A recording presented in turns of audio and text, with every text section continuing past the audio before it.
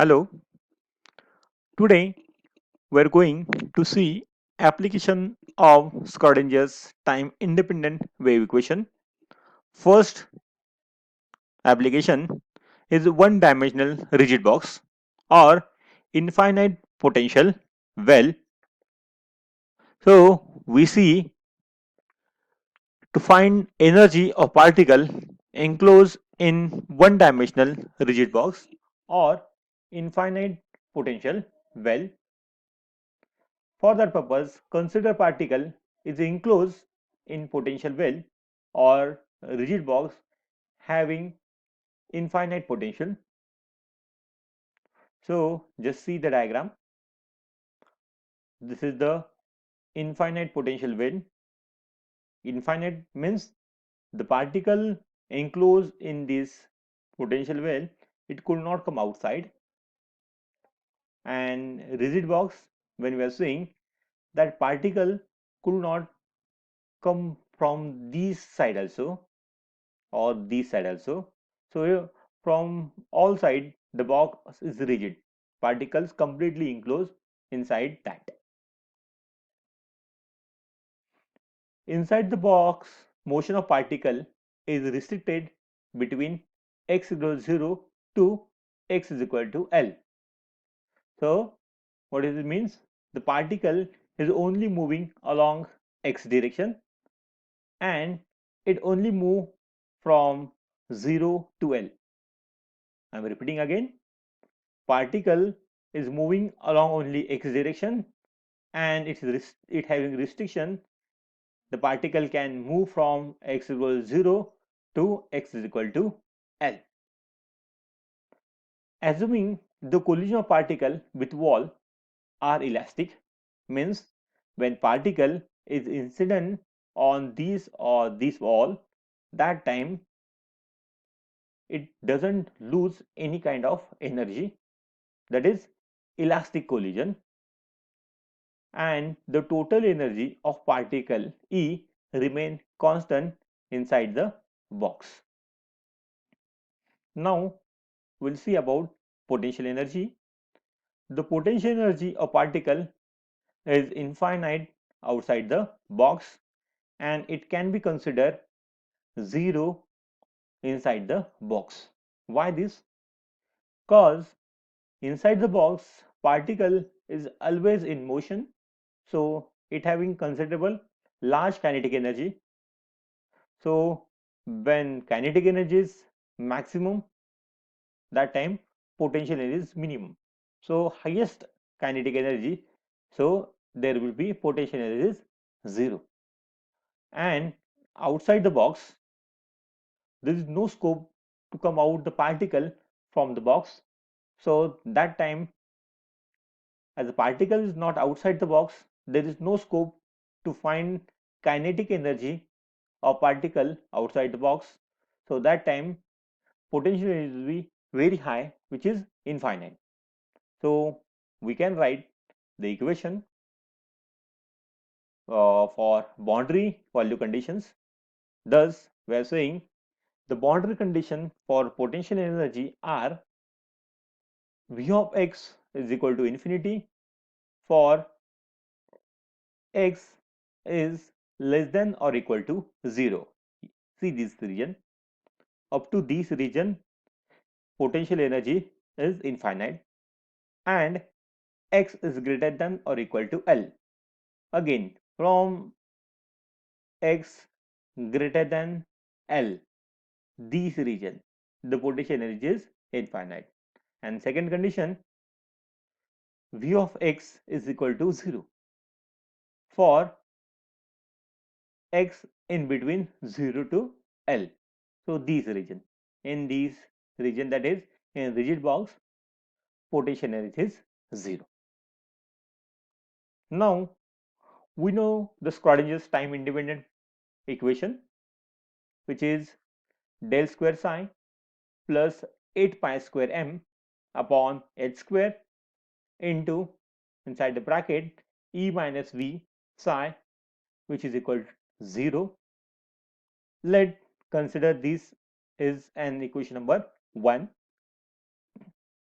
Now we have seen the cases in this rigid box, that is particle moving in one dimension along x-axis only. So y and z components are 0. This is clear. As particle is moving only x-axis or x direction, there is no movement along y and z direction. So that time that component becomes 0. And here if you observe, this is del square. Del square is Laplacian operator having value dou square upon dou x square plus dou square upon dou y square plus dou square upon dou z square.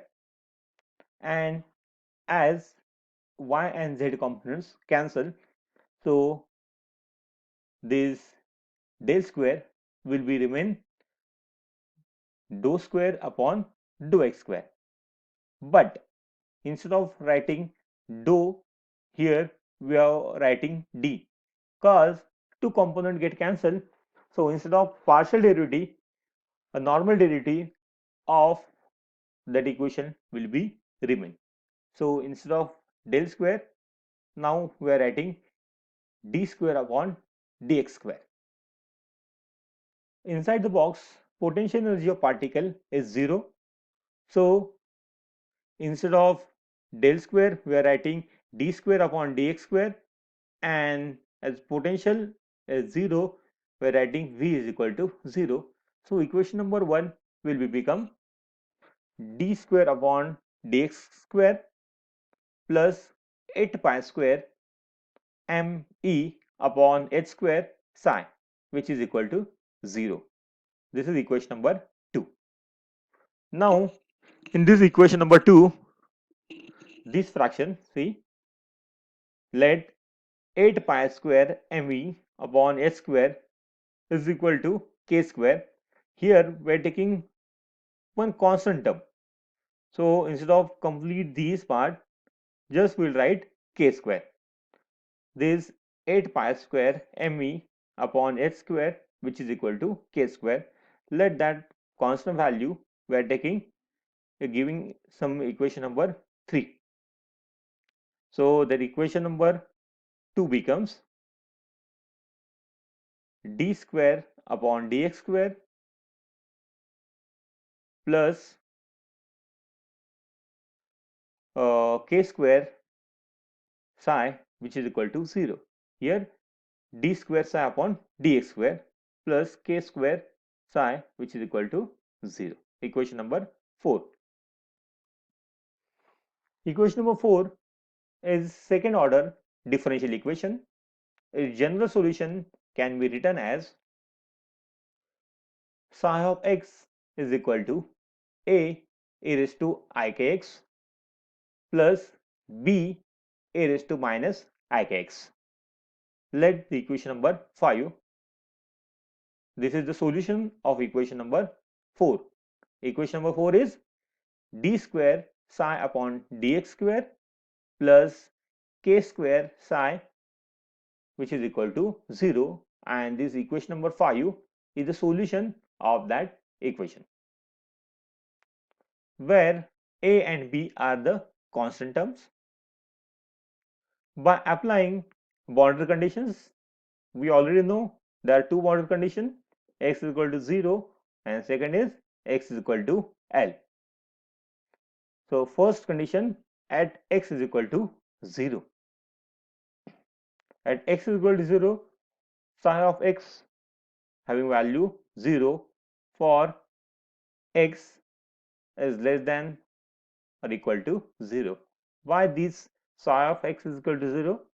Because as there is rigid wall, there is no chance to find a particle on that wall.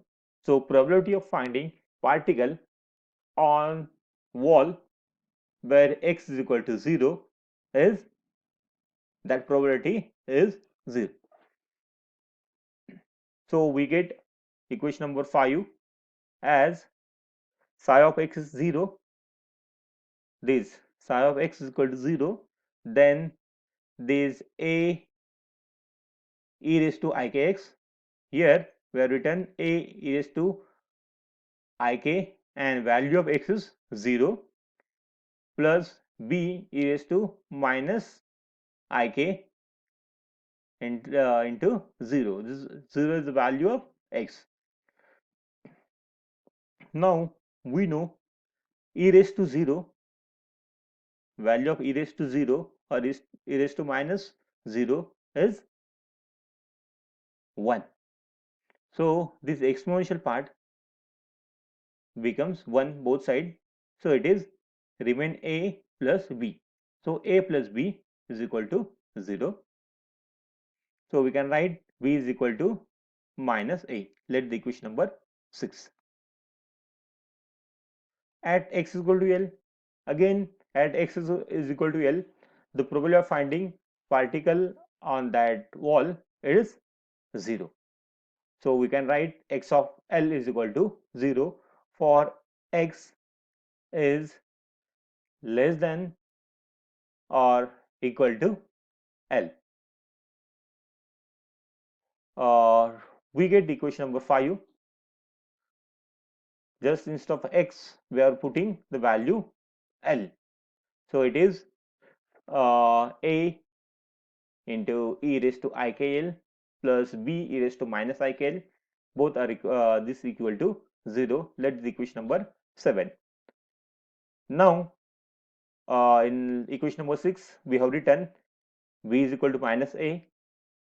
So this equation number 7 can write a e raised to ikl minus a e raised to minus ikl. Here we have put here v is equal to minus a. Now multiplying both sides by 2i, so it will look like 2i a e raised to ikl minus a raised to minus ikl upon 2i. Here why we have written or multiply and divide by 2i, cause we know the exponential term e raised to I theta minus e raised to minus I theta upon 2i is sine theta. To adjust sine theta here, we have multiply and divide by 2i. So this we can write as 2i a sine kl. Now this 2i is not equal to 0, so sine kl should be a 0. So that time we can write kl should be n pi. So value of k will be n pi upon L. Here we'll take square of k. It gives k square is equal to n square pi square by L square. This is equation number 8. Equation number 3 also we have written, which is value of k square. Here value of k square. So we can compare these equation 3 and equation 8. So 8 pi square me upon h square is equal to n square pi square by L square. So from these we can find the value of E, that E will be n square h square upon 8ml square, and here we have written it generalized for n is equal to we can put the value of n 1 2 3. So depend on this value, this equation get changes. So where n is integer, so having value 1 2 3 but not 0. So this equation number 9, which gives the energy of particle enclosed in one-dimensional rigid box or infinite deep potential well. Thank you.